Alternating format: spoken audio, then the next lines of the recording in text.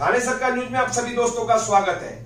दोस्तों, आज हम बात करेंगे उल्लासनगर 5 डंपिंग ग्राउंड की। उल्लासनगर 5 डंपिंग ग्राउंड में नेदरलैंड कंपनी की आज एक टीम ने वहां का मुआयना किया। विषय इस प्रकार का है कि हमारी महाराष्ट्र गवर्नमेंट ने उल्लासनगर, अंबरनाथ, बदलापुर और कल्याण डोंबिवली शहर के लिए कचरे की जो समस्या चल रही थी, उस कचरे के विषय में नेदरलैंड कंपनी से एक करारनामा किया था। उस करारनामे के मुताबिक इन चारों शहरों से कचरा उठाकर अंबरनाथ के कौनसाई गांव में फेंके जाना था।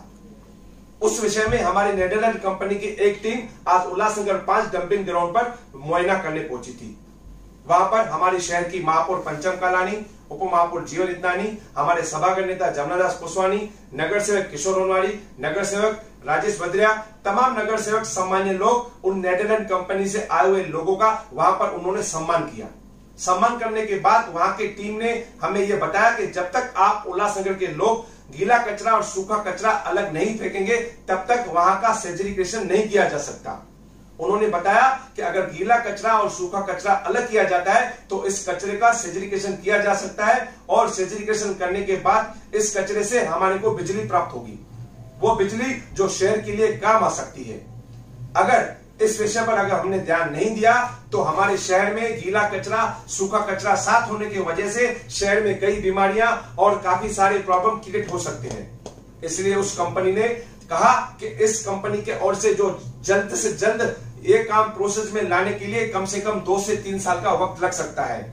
इस विषय में हमारे उल्लासनगर शहर की डिप्टी चेयरमैन मीनाताई सोंडे जी ने उस नेदरलैंड कंपनी से बात की और हमारे शहरवासियों को उस कंपनी के बारे में हमें बताया। उसने बताया कि सेग्रीगेशन से क्या क्या शहर को फायदे होने वाले हैं और उसके बाद हमारे उल्लासनगर महानगर पालिका के कमिश्नर अच्युत हंगे वहां पर मौजूद थे। उन्होंने भी शहरवासियों को सेग्रीगेशन और कचरा, गीला कचरा, सूखा कचरा अलग करने के लिए लोगों को हिदायत दी।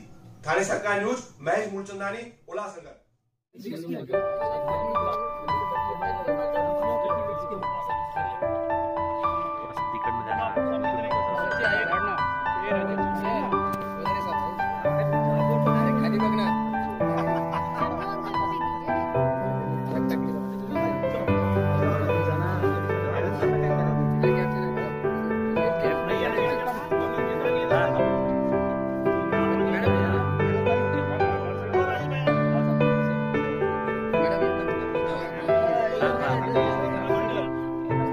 बीच में आ रहे ना राजेश भाई, एक जगह पे खड़े हो जाओ।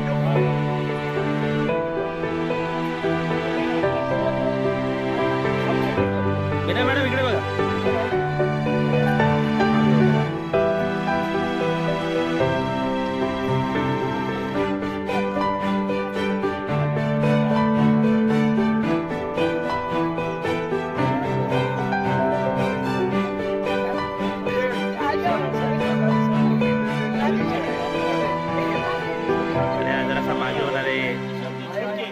कशाला पुढे पुढे जातो, झूम नाही करायचं मोबाईल मध्ये।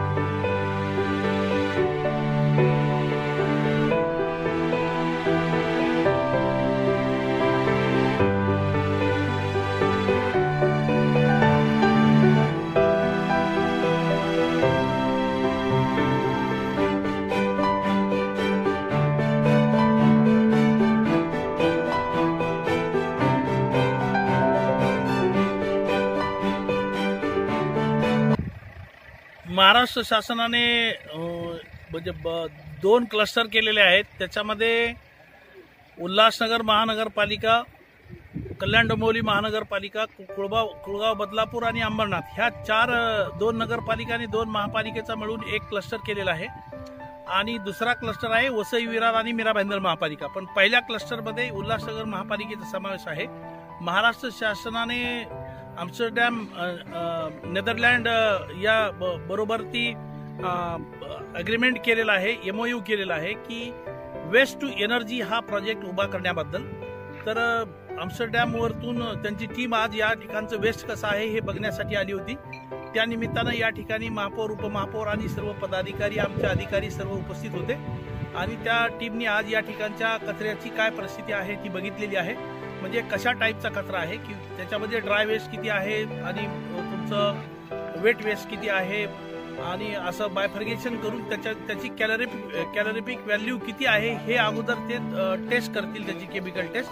आणि ती केल्यानंतर मग या ठिकाणी वेस्ट टू एनर्जीचा जो प्लांट उभा राहणार आहे तो 2 नगरपालिका आणि 2 महानगरपालिका मिळून उभा राहणार आहे. आणि त्यामुळं या ठिकाणी जो म्हणजे दैनंदिन जो प्रॉब्लेम आहे, या ठिकाणी डम्पिंग ग्राउंडवरती धुराचा प्रॉब्लेम तयार होतो अधूनमधून. त्याच्यानंतर दैनंदिन पावसाळ्याच्या दिवसामध्ये लोकांना, बाजूच्या आजूबाजूच्या लोकांना येतो, वास येतो. तर हा कायमस्वरूपी प्रश्न मिटणार आहे. त्याच्यामुळं हे लवकरात लवकर त्यांनी प्रोजेक्ट चालू करावे अशी या ठिकाणी आम्ही त्यांना विनंती देखील केलेली आहे. उनके बाद में उनका जो वर्किंग चालू होगा उसमें से वेस्ट टू एनर्जी होगा. जिस तरह से लाइट, इलेक्ट्रिसिटी वो लोग प्रोड्यूस करेंगे और उससे हमारे शहर